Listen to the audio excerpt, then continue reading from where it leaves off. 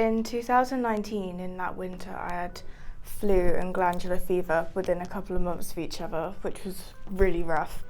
And I never fully recovered from them, so that next spring I was diagnosed with post-viral fatigue, but again I never really recovered from that, so it sort of developed towards that autumn time into chronic fatigue. I was really tired all the time. You know, even if I had a nap or like a full 8-9 hours sleep, it just wouldn't pass. I had a lot of migraines as well and a lot of body aches in general. So I was in year 9 at this point, and this was all when COVID and everything started going on anyway, so I wasn't going in school as much, obviously because of lockdowns, but then after that I had a lot of time out of school when everyone else was back. And then because I wasn't in school as much, I wasn't seeing my friends as much as well, which really sort of made me quite sad.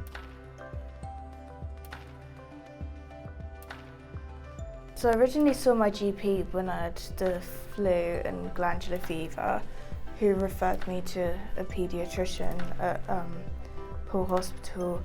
And from there, after I wasn't getting better with the post-viral fatigue, then they referred me to the CFS team from that. And I started seeing an occupational therapist a lot, maybe every sort of 2 or 3 weeks. And I saw the psychologist from that team as well, so as well as the main consultant. So just sort of where I saw the occupational therapist a lot as well, just really helped give me that environment to get better and sort of take back control over, you know, my energy levels, my life, my schoolwork. And I just found that everyone that I was working with was so patient and understanding and really, you know, willing to take things at my speed and my time and to help me get better.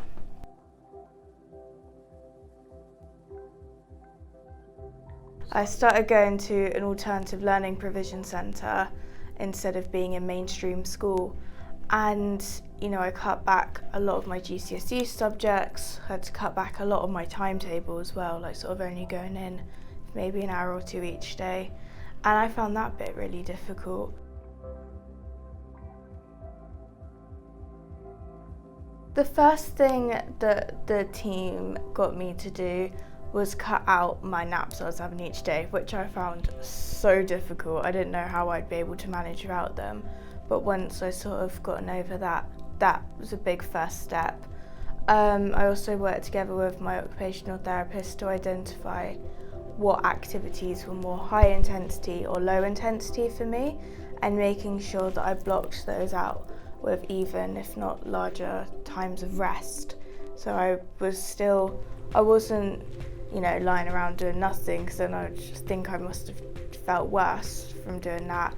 But I was building myself up, but in a very sort of controlled manner, and I felt over time if I could increase the activity and decrease times of rest, again sensibly, then that's ultimately what made me feel better today. Something that would be, or that would have been a high intensity thing for me would be like doing some schoolwork or doing some revision, watching TV sometimes, or particularly if it was like more of an action thing or quite loud, right, I found very hard.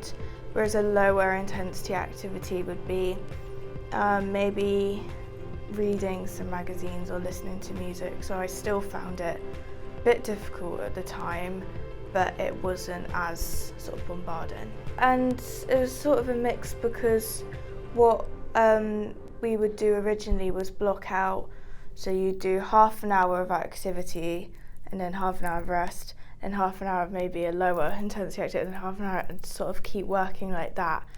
And then the activity times, depending how I felt, we could do something higher or lower. But sort of, I made like a sort of sheet, like a timetable, and I found that really helped me sort of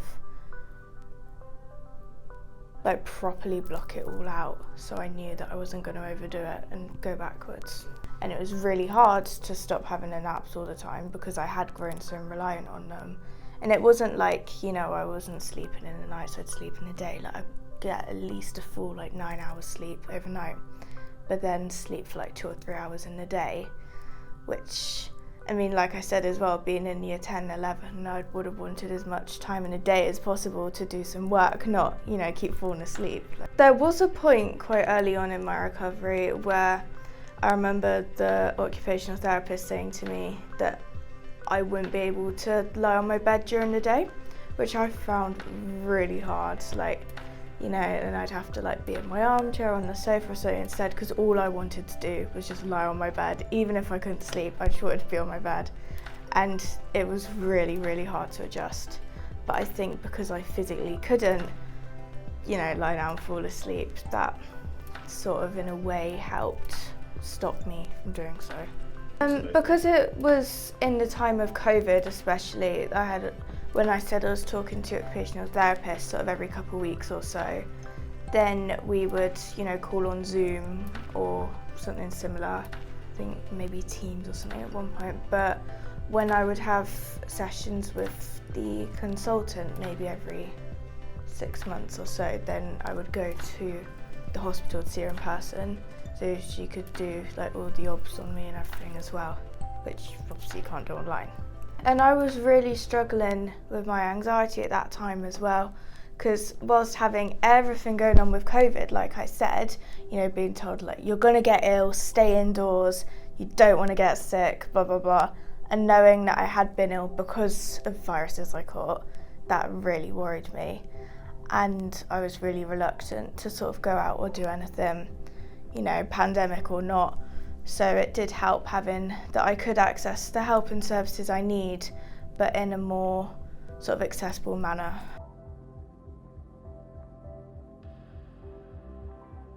Her recovery is a commitment, it's going to take a lot of effort, a lot of work, but it's so worth it having come out the other side.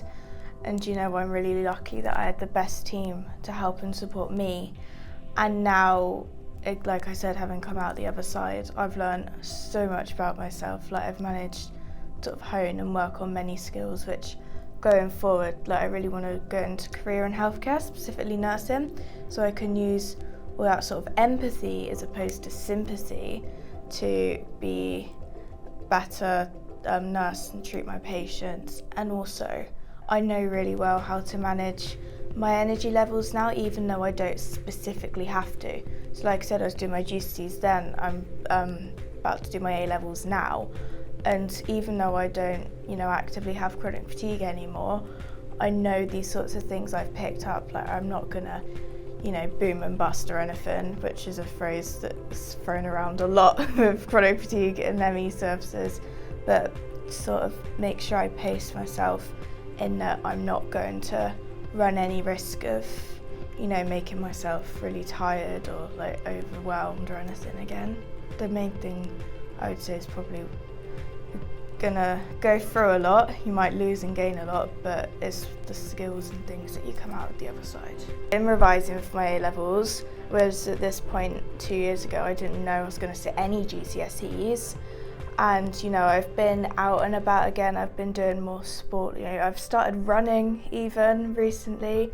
That's something I would have never been able to dream of, not even 2 years ago. It's not the end of everything. If you put in the effort, and like I said, I had the best team and I'm really lucky to be better today.